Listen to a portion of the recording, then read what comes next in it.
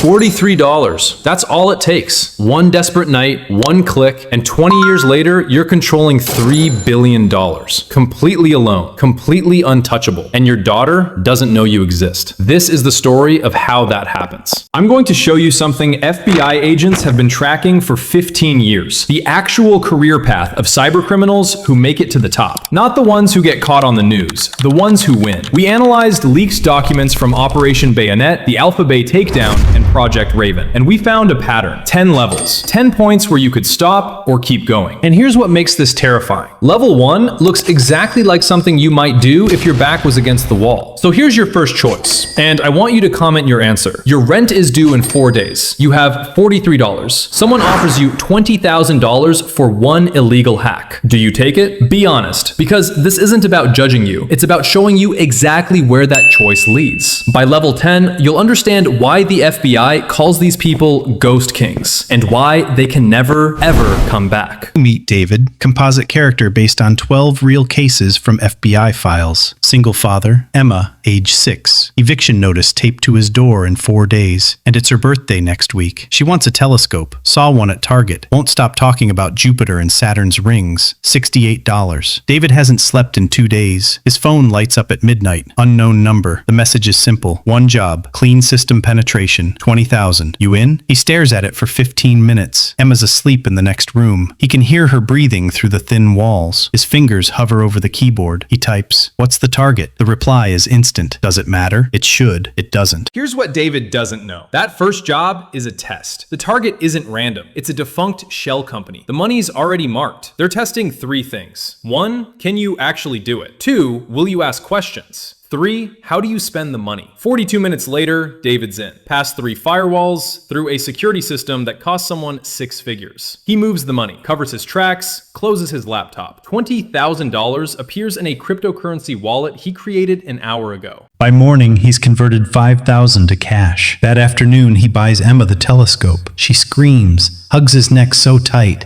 says he's the best daddy in the world. He feels nothing. That night, he looks at himself in the bathroom mirror. The face looking back is already different. He tells himself it was one time, but he's already lying. And 12 hours later, another message arrives. Impressive. Ready for number 2? He passed the test. That defunct shell company, run by the same people who sent the job. They were watching everything. Here's the thing. 37% of first-time offenders stop here. They pay their rent, feel sick about it, never respond again. David isn't one of them. Comment stop if this is where you'd quit. Comment continue if you take job number 2. Be honest with yourself. 3 months later, 14 jobs, 8,000, 12,000, 15,000, new apartment, paid off car, Emma's medication, the good kind, not generic, sitting in the cabinet. David's got a handler now. They call him Flacco. No face, no name, just encrypted messages and wire transfers. The work is always the same. Penetrate, extract, vanish. Banks, law firms, private accounts. David asks once what the data's for. Flacco's response comes 30 seconds later. Guy who asked that stopped answering messages. Don't be him. David never asks again. One Tuesday, Flacco sends a different kind of job. Not data extraction, physical pickup. Drive to a storage unit in Pasadena. Retrieve a laptop. Deliver it to a drop point. David types, "What's on it?" The message sits unread for 30 minutes. Then, "Your daughter goes to Oakwood Elementary, right? Walks home Tuesdays and Thursdays?" David's blood turns to ice. He drives to Pasadena shaking. The laptop's in a black case, surprisingly light. He doesn't open it, doesn't look inside. Makes the drop at a 24-hour diner parking lot. A man in a Honda takes it without a word. Flacco pays him $3,000. This is level 3, where you learn you don't work for these people. You work under them, and they know everything. That night, David picks Emma up from school himself, holds her hand the whole walk home. She asks why he's being weird. He tells her he just missed her. He's not lying about that part. Here's what was on that laptop. He'll never know, but based on similar cases, probably ransomware deployment tools, or credentials for corporate espionage, or worse. So here's your second choice. After they threaten your family, do you go to the police, run, or keep working? Comment A, B, or C. And remember, by now, they know where you live, where your daughter goes to school, school, your sister's address, your mother's nursing home. 83% choose C. David's one of them. 1 year in. It's Tuesday night. Target, healthcare company's billing system. The job, transfer funds. Frame junior analyst Marcus Webb for the theft. David pulls up Marcus's employee file. Profile picture. Wife. 2 kids. Same desperate look David had 2 years ago. His finger hovers over the execute button. 11 seconds. Then he clicks. 90 minutes of work. $250,000 moved. 1 life destroyed. Marcus Webb will lose his career. Probably face charges. David will never meet him. Never know if he has kids. If he did this for the right reasons once too, he doesn't think about it. This is what psychologists call moral disengagement. You're not just breaking laws anymore. You're weaponizing the system against innocent people. Dr. Albert Bandura at Stanford studied this. He found that good people can commit atrocities when they can't see the direct consequences of their actions. David never meets Marcus Webb, never sees his family lose their house, never watches him get arrested. So in David's mind, it didn't really happen. Level 5. Emma's piano recital. Thursday, 7:30 p.m. David promised he'd be there. Front row. At 7 p.m., Flacco schedules a job. David stares at the message, looks at Emma practicing in the living room, her small fingers on the keys, concentrating so hard. He makes a choice. He goes to the recital, sits in the back row, watches her play Twinkle Twinkle Little Star perfectly. She finds him in the crowd, smiles so big. His phone buzzes. 14 missed calls. Flacco's message comes at 10 p.m. Don't ever do that again. David replies, understood. He means it. The next job, he doesn't even hesitate. Emma's on stage. He's in the parking lot, transferring money. Okay, we need to pause here, because I know what you're thinking. This would never be me. I'd stop at level 1. So let me tell you about Marcus. Not Webb, the real guy. Marcus Chen. Started exactly like David. Pregnant wife, medical debt from a complicated birth, 1 job for $17,000. 22 months later, he's running a crew of 8, moving $2 million through offshore accounts. Gets caught at a Greyhound station with $12,000 in a duffel bag trying to run. Currently serving 9 years. His daughter's 7 now. Doesn't remember him. I interviewed Marcus's public defender. You know what she told me? He still doesn't understand how it happened. Every choice made sense at the time. So here's your real poll, and be brutally honest in the comments. If you had $43, rent due in 4 days, and a sick kid, where would you actually stop? Because the FBI data shows something chilling. Nobody thinks they'll make it to level 10, but 12% do. 3 years in, Flacco's arrested. 50 pounds of product in his car. He'll die in prison. David gets promoted. You run enforcement now. Dash Roca. Enforcement doesn't mean muscle. It means problem solving. Someone skims money? Problem. Someone talks to police? Problem. Someone tries to run? You solve problems. David's first enforcement job, Marcus Chen, the real one, tried to run with $12,000 in a duffel. David meets him at a Greyhound station. Dawn. Parking lot empty. Marcus begs. Says he'll pay it back triple. David believes him. He puts 2 rounds in his chest anyway. He calls Roca from the parking lot. It's done. Good. Breakfast? They meet at a diner. Roca orders ceviche. Talks about his daughter's quinceañera. David orders coffee. Doesn't drink it. That night, he sees the news. Body found. No suspects. He sleeps fine. In the FBI transcripts from Operation Bayonet, they found chat logs. Enforcers talking about their first time. You know what they all say? Quote, "It was easier than I thought. That's what scared me." By level 7, David runs 4 territories. 300,000 moving through his networks monthly. He manages 300 people he'll never meet. Captains manage lieutenants. Lieutenants manage soldiers. He's 3 layers removed from anything prosecutable. That's safety. That's also loneliness. Emma's 13. Stays with her mom now. David sees her every other weekend. She asks fewer questions. He's grateful. Sarah, his girlfriend, leaves. Says he's cold, distant. She's not wrong. Level 8. 7 years in. 3 identities. Accounts in 7 countries. 18 territories across 3 states. He lives in a compound. Armed security. Hasn't left in 11 months. His mother gets sick. Stage 3. David pays for everything. Best treatment in Texas. Private room. Specialist from Boston. He visits once. She holds his hand. Are you happy? He lies. Says yes. She knows. She passes 3 months later. David pays for the funeral. Doesn't attend. Too dangerous. He's 38 years old. He has nobody. Level 9. David's on the council now. 9 people at the top of a $3 billion network. 1 vote comes through.